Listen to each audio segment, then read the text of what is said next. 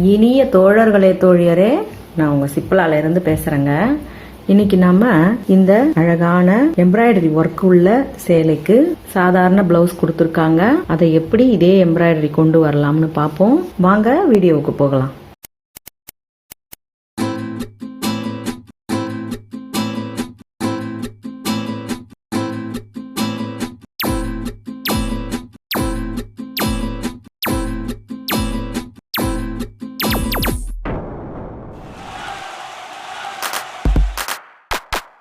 இப்போ நம்ம ஒரு பேப்பர் அப்படியே இதில் ட்ரேஸ் அவுட் எடுத்துப்போம். இப்படி அழுத்தி வச்சு பார்க்கும்பொழுது அந்த டிசைன் அப்படியே தெரியுது இல்லைங்களா? இதை நம்ம அப்படியே ஒரு டிசைனாக இதில் அப்படியே வரைஞ்சிக்கலாம். ஒரு மார்க்கர் எடுத்துக்கிட்டு அது மேலேயே நம்ம அவுட்லைன் மட்டுமே கொடுத்துக்கிட்டா போதும்.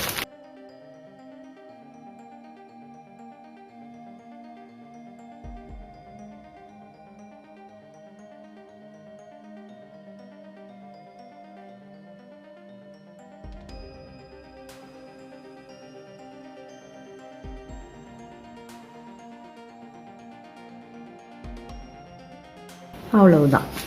இப்போ இதை ஒரு பக்கத்தில் அப்படியே வரைஞ்சிருக்கோம். இதையே நாம் இன்னமும் கொஞ்சம் கீழே எக்ஸ்டெண்ட் பண்ணிக்கலாம். இதை பிளவுஸோட முதுகில் வச்சு அப்படியே இதை பாபின் எம்ப்ராய்டரி செஞ்சுக்கலாம். இப்போ நம்ம இந்த வரைஞ்சி வச்சதை அந்த பின் கழுத்து நம்ம வெட்டலை, இன்னும் கழுத்து வெட்டாம 2 ஆர்ம் ஹோல் மட்டும் வெட்டியிருக்கோம். இப்போ கழுத்துக்குண்டான அளவை நம்ம வரைஞ்சிக்கிட்டு அதுக்கு பிறகு தான் இந்த டிசைனை வைக்க போகிறோம். ஷோல்டர் 3 இன்ச்சு தான் வச்சுருக்கேன். அதே தான் அந்த பக்கமும் நம்ம வரைய போகிறோம். ஆழம் 8 இன்ச். அப்படியே இது வட்டக்கழுத்து தான். இப்போ இதே தான் நம்ம அடுத்த பக்கத்துலேயும் வரைஞ்சிக்க போகிறோம். இது வந்து நம்ம வரைகிறத உள் பக்கமாக வரைஞ்சிக்கோங்க. அதாவது துணியோட உள் பாகத்தில் வரைஞ்சிக்கோங்க, மேல் பாகத்தில் வரைய வேண்டாம். இப்போ இந்த 2 பக்கமும் வரைஞ்சதை அப்படியே இதை நம்ம ஒரு தையல் ஒன்று போட்டுக்கலாம். அந்த தையல் வந்து நல்ல ஒரு பெரிய லாங் ஸ்டிச்சாக வச்சு போட்டுக்கோங்க. ரொம்ப ஷார்ட்டான தையலாக போட வேண்டாம். ஷார்ட்டாக போடும்பொழுது சுருக்கம் வந்துடும் துணியில். அதனால் நல்ல லாங் ஸ்டிச் வச்சு போட்டுக்கோங்க. இப்போ மேல் துணியாக இருக்கும்பொழுது நம்ம இந்த பக்கம் தான் அந்த டிசைனை வைப்போம் இல்லையா? அதாவது வலது பக்கம் தெரிகிற மாதிரி. இப்போ நம்ம பண்ண போகிறது வந்து பாபின் எம்ப்ராய்டரிங்கிறதால நம்ம இந்த பக்கத்துலேருந்து வச்சோம்னா தான் அது அப்படியே திருப்பி பார்த்தா இங்கே அந்த ரைட் சைடில் டிசைன் வரும். அதனால் நம்ம இந்த தையலுக்கு வெளிப்புறமாக நம்ம அதை தைக்க போகிறோம். அந்த டிசைனை தைச்ச பிறகு அதுக்கு பிறகு நம்ம கழுத்தை வெட்டி ஃபினிஷ் பண்ணிக்கலாம். ஏன்னா இப்போ வெட்டினோம்னா உங்களுக்கு அந்த நுனிகள்லாம் வந்து பிசுறாக வந்துடும். அதனால் நம்ம இப்படியே வச்சு அதை ஆரம்பிப்போம். இந்த பூ இருக்குது இல்லைங்களா? இந்த பூவை நம்ம அதுக்கேற்ற மாதிரி நம்ம இந்த டிசைனை எப்படி கொடுக்க போகிறோமோ அதுக்கேற்ற மாதிரி வளைச்சி தான் இதில் வைக்க போகிறோம். இப்போ இதை நல்லா பார்த்துக்கிட்டு உங்களுக்கு மேலே கீழே எந்த சைட்லேயும் அடிப்படாமல் சரியாக இதை வைக்க போகிறோம். இப்போ இதை வைக்கும் பொழுது உங்களுக்கு இந்த ஆர்ம் ஹோல் கட்டு இங்கே முடியுது, இந்த சைடில் இது தெரியுது. நீங்கள் எப்படி வேணாலும் உங்களோட சாய்ஸ் தான், நம்ம எப்படி வேணாலும் இதை வச்சுக்கலாம். உங்களுக்கு இப்போ இந்த டிசைன் வந்து நேராக உங்களுக்கு ஷோல்டர்லேருந்து வரணும் அப்படின்னு நினச்சிங்கன்னா இந்த இடத்த அப்படியே நீங்கள் ஷோல்டர்லேருந்து இப்படி ஸ்டார்ட் பண்ணிவிட்டு, தெரியுதுங்களா? அப்படியே இப்படி இருந்து ஸ்டார்ட் பண்ணிவிட்டு இது வரைக்கும் நம்ம தைச்சிட்டு, இது பேப்பர் இல்லையா, அப்படியே நம்ம இது தேவையான அளவுக்கு கட் பண்ணி இந்த டிசைனை அப்படியே இந்த பக்கம் திருப்பியும் வச்சுக்கலாம். ஓகேவா? நான் உங்களுக்கு அந்த மெத்தடே சொல்லித்தரேன். இந்த பேப்பர் வந்து உங்களுக்கு ட்ரேஸ் பேப்பர்னு நீங்கள் ஃபேன்சி ஸ்டோர்ஸில் கேட்டால் கண்டிப்பாக கிடைக்கும். பட்டர் பேப்பர்னு கூட சொல்லுவாங்க. இது வந்து அப்படியே கொஞ்சம் டிரான்ஸ்பரண்ட்டாக இருக்கும். அதனால் உங்களுக்கு நம்ம என்ன பண்ண போகிறோன்றது கொஞ்சம் தெளிவாக தெரியும். அதுக்காகத்தான் இது. நம்ம தேவையில்லாத பாகங்கள்லாம் வந்து கட் பண்ணிடலாம். நமக்கு ரொம்ப அளவு அதிகமாக இருக்கும்போது கன்ஃபியூஸ் ஆகும் இல்லையா? ஷோல்டர்லேருந்து ஸ்டார்ட் பண்ணுறோம். இந்த பூவோட டிசைன் உங்களுக்கு எந்த பக்கம் வேணும்னாலும் நீங்கள் திருப்பி வச்சுக்கலாம். ஏன்னா அந்த பேப்பர் வந்து உங்களுக்கு டிரான்ஸ்பரண்ட்டாக தான் இருக்கும். இப்படியே நம்ம முதல்ல தொடங்கும் முன்னாடி இங்கெல்லாம் வந்து பின் பண்ணிவிட்டு நம்ம எந்த இடம் தைக்க போகிறோமோ அது நழுவாமல் இருக்க பின் பண்ணிடலாம். இப்போ நீங்கள் பாபினில் இந்த டோலி த்ரெட், அதாவது இந்த மாதிரி எம்ப்ராய்டரி த்ரெட் கிடைக்கும் உங்களுக்கு ஃபேன்சி ஸ்டோரில். இது கண்டிப்பாக கிடைக்கும். இந்த த்ரெட்டை நான் பாபினில் கையில் தான் இதை சுற்றணும். நீங்கள் உங்களுக்கு எந்தெந்த நிறம் விருப்பப்படுறீங்களோ அந்தந்த நிறத்தில் எடுத்துக்கிட்டு கையில் சுற்றுங்க. இந்த பாபினோட வெளிப்புறத்தில் உங்களுக்கு எக்ஸஸாக வரக்கூடாது. ஓகேவா?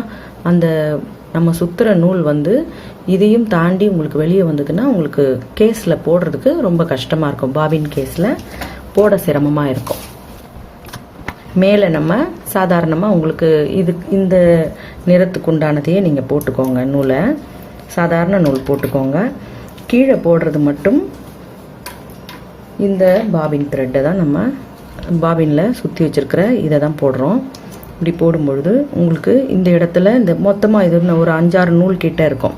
அதனால் இது போடுறதுக்கு இந்த இடம் உங்களுக்கு சிரமமாக இருந்ததுன்னா இங்கே மட்டும் இந்த ஃபஸ்ட்டில் இருக்கிற ஸ்க்ரூ, இங்கே செகண்டில் ரொம்ப குட்டியாக ஒன்று இருக்கும், அந்த ஸ்க்ரூ வேண்டாம். ஃபஸ்ட்டில் இருக்கிற ஸ்க்ரூவை லேசாக ரொம்ப லேசாக லூஸ் பண்ணிக்கோங்க.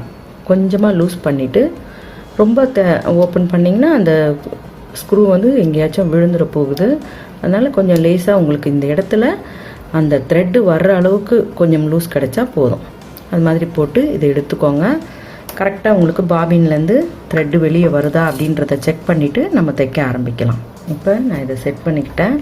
நடுவில் இருக்கிற இந்த தண்டு, இந்த இலைகள் மட்டும் நம்ம முதல்ல தைச்சிக்கலாம். அதாவது அதை நான் சொல்கிறதுனா ஃபுல்லாக அந்த ஓரங்கள் மட்டும் முதல்ல அதை முடிச்சுப்போம். முடிக்கிறதுனா நம்ம இந்த இடம் வந்து ஸ்ட்ரைட்டாக வருது இல்லையா, இதை நம்ம வெட்டி இந்த பக்கம் எடுக்க போகிறோம். அதனால் இது வரைக்கும் நம்ம தைச்சிக்கலாம். அவுட்லைன் மாதிரி கொடுத்துருவோம்.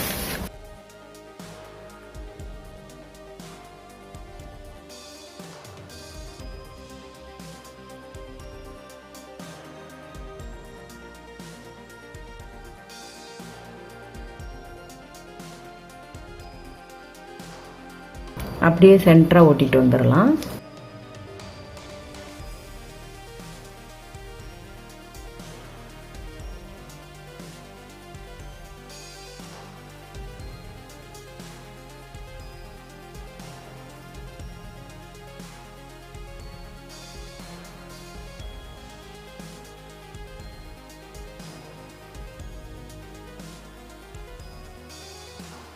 அப்படியே இதில் திரும்பவும் நம்ம டபுளாக ஒரு ஸ்டிச் போட்டுருவோம்.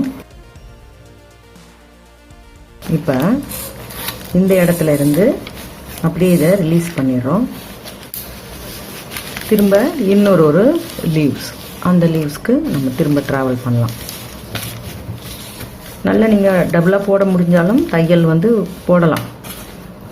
அது இன்னமுமே வந்து உங்களுக்கு அழகாக இருக்கும், கனமாக தெரியும்.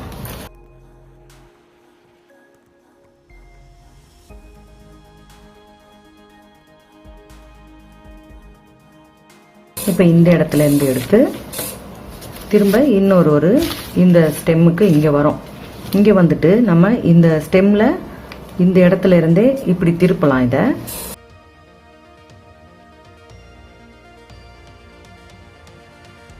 இப்போ மேலே இருக்கிற நூலை நம்ம கட் பண்ணிட்டோம். ஆனால் கீழே இருக்கிற நூல் அப்படியே இருக்கு இல்லையா, அதனால் உங்களுக்கு அது கொஞ்சம் இழுத்த மாதிரி தெரியும். அதை அதோட நெருக்கத்திலேயே வச்சு கட் பண்ணிடுங்க. இப்போ இந்த டிசைனை நம்ம இந்த ஸ்டெம் கிட்ட கட் பண்ணி இந்த ஸ்டெம் இங்கேருந்து ஸ்டார்ட் ஆகிற மாதிரி திருப்பிக்கலாம். இந்த மெத்தட் வந்து உங்களுக்கு ரொம்பவே சுலபமாக இருக்கும். துணியிலேயே நம்ம ஸ்ட்ரைட்டாக வரைஞ்சி செய்கிறத விடவுமே இந்த மாதிரி பேப்பரில் வச்சு தைக்கும்பொழுது உங்களுக்கு அது ஒரு ஈஸியான மெத்தடாக இருக்கலாம். இப்போ நான் அதை அப்படியே அதுக்கேற்ற மாதிரி வளைச்சி வச்சுட்டேன் பாருங்கள். இங்கேருந்து அப்படியே நம்ம தொடர்ச்சியாக வர மாதிரி தைச்சு இந்த இடத்த இந்த பக்கமாக தைச்சி முடிச்சிடலாம்.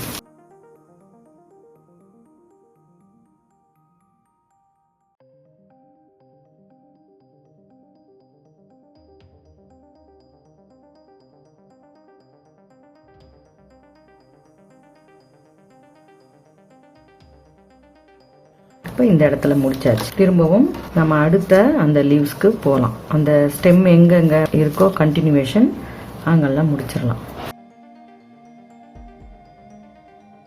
இதில் இருக்கிற டிசைனே தான் வரையணும்னு இல்லைப்பா, நம்ம இன்னும் கூட அதை மெருகேற்றலாம். அல்லது இன்னமும் சுலபமாக தைக்கணும்னு கொஞ்சம் கம்மியாக தைச்சாலும் ஒன்றும் பிரச்சனை இல்லை. நீங்கள் வந்து அப்படியே அதில் இருக்கிறதே வந்து கொண்டு வரணும் அப்படின்றத விட நம்மளோட கற்பனையும் கொஞ்சம் சேர்த்துக்கலாம்.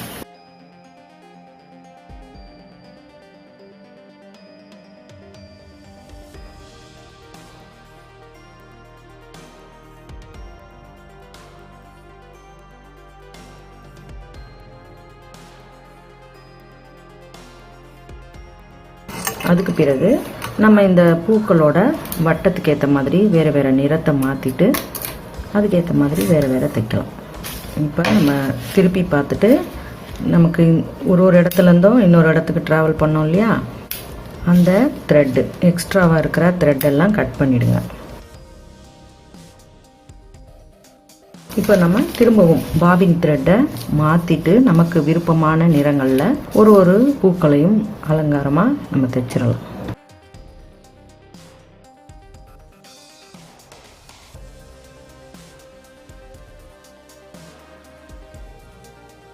இப்போ இது அப்படியே நம்ம இதே மாதிரி தான் எல்லாத்தையுமே தைக்க போகிறோம். இந்த பாபின் நூலை இழுக்கும்போது நீங்கள் அப்படியே வேகமாக இழுத்தீங்கன்னா பேப்பர் கிழிஞ்சிரும். அதனால் கீழே நீங்கள் அந்த த்ரெட்டை கையில் பிடிச்சி இழுங்க. இப்போ இதே மாதிரி எல்லா நிறத்துலையும் நம்ம மாற்றி மாற்றி தைச்சிடலாம். நடுவில் இருக்கிற கேப் எல்லாம் நம்ம இதே த்ரெட்டையே அப்படியே நம்ம பெரிய காது இருக்கிற ஊசியை எடுத்து கோர்த்துக்கிட்டு அதை அப்படியே நம்ம நடுவில் சும்மா இப்படி அப்படியே ஜிக்ஜாக் மாதிரி கையிலேயே தைக்க போகிறோம்.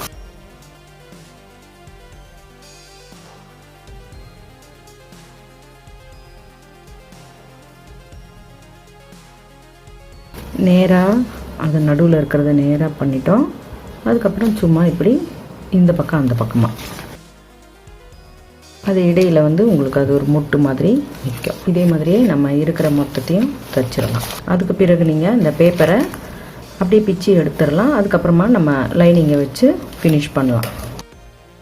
இப்போ இந்த இடத்துல உங்களுக்கு பேக்கில் டாட் பிடிக்கிறதுலேயும் எந்த பிரச்சனையும் கிடையாது. ஏன்னா நம்ம டிசைன் வளைஞ்சு தான் போகுது இல்லைங்களா. இந்த இடத்துலையும் அழகாக பிடிக்கலாம், இங்கேயும் நல்லா பிடிக்கலாம். பெரிய காது இருக்கிற ஊசியை உங்களுக்கு இல்லைன்னாலும் இந்த மாதிரி இது ஊசியில் நம்ம நூல் கோக்கிற எளிய வழிக்கான இதுதான். உங்களுக்கு எல்லா நூல் கடையிலையுமே கிடைக்கும். இந்த மாதிரி அதுக்குள்ளே விட்டுட்டு இது எல்லாருக்குமே தெரியும், தெரியாதவங்களுக்காக இதையும் சொல்லிடுறேன். இப்போ இது சுலபமாக உள்ளே போயிடுச்சு இல்லைங்களா. ஓகேவா, ஃபினிஷ் பண்ணியாச்சு. இதுக்கு மேலே நம்ம ப்ளவுஸை ரெடி பண்ணிக்கலாம். நெக்கோட லைனும் நம்ம கரெக்டாக இருக்குது இல்லையா, அதுக்கு பிறகு நம்ம அதை வெட்டிட்டு ஃபினிஷ் பண்ணிக்கலாம். ஓகேவா, உங்களுக்கு பிடிச்சிருக்கா? பிடிச்சிருந்தா லைக் கொடுங்க, கமெண்ட் கொடுங்க, ஷேர் பண்ணி சப்ஸ்கிரைப் பண்ணுங்கள். பெல் ஐக்கான் அழுத்துனீங்கன்னா நான் போடுற வீடியோஸ் உங்களுக்கு தொடர்ச்சியாக கிடைக்கும். மிக்க நன்றி, வணக்கம்.